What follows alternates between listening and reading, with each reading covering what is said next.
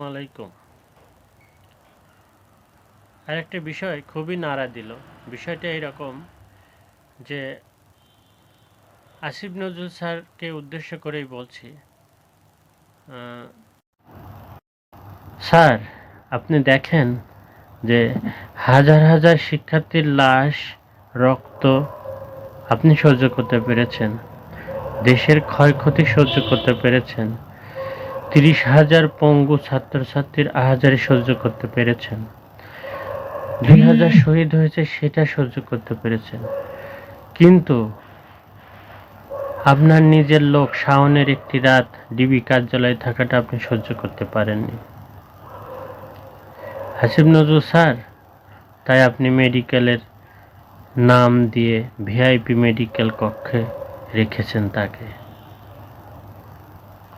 Sir, আপনাকে আবার উদ্দেশ্য করে বলছি, আবদুল্লাহ নামের একটি ছেলে শহীদ হয়েছিল পরে, অর্থাৎ তার মাথায় গুলি লেগেছিল। তার গুলিটা বের করার পর সে গ্রামেও চলে গিয়েছিল। গ্রামে চলে যাওয়ার পরে তার ওই জায়গাটায় ইনফেকশন হয়। ইনফেকশন হওয়ার পরে সে চিকিৎসাহীনভাবে ১০০ দিন পরে মারা যায়। আপনি কি স্যার ঘটনাটা জানেন? এই ছাত্ররা তো আপনার কাছের কেউ না, তাই না?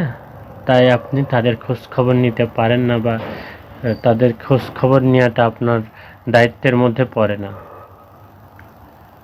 কি আর বলবো, ছাত্র বাঁচাতে পারেনি, দেশ বাঁচাতে পারেনি, কিন্তু আপনি আপনার শাশুড়িকে ঠিকই বাঁচাতে পেরেছেন। স্যার, আপনাকে সাব্বাস বা ধন্যবাদ না দেওয়ার পারলাম না। কথা এটাই, আপনি যদি আমার এই ভিডিও দেখেন তাহলে আপনি আমার প্রশ্নের উত্তরটা দিবেন আর কি, যে আসলে কোনটা সঠিক আর কোনটা বেঠিক আপনার বিবেকের কাছে প্রশ্ন করবেন। আর কিছু বলার নাই। সবাই ভালো থাকবেন, সুস্থ থাকবেন, সুন্দর থাকবেন, আমার জন্য দোয়া করবেন। আসসালামু আলাইকুম ওয়া রাহমাতুল্লাহি ওয়া বারাকাতুহু।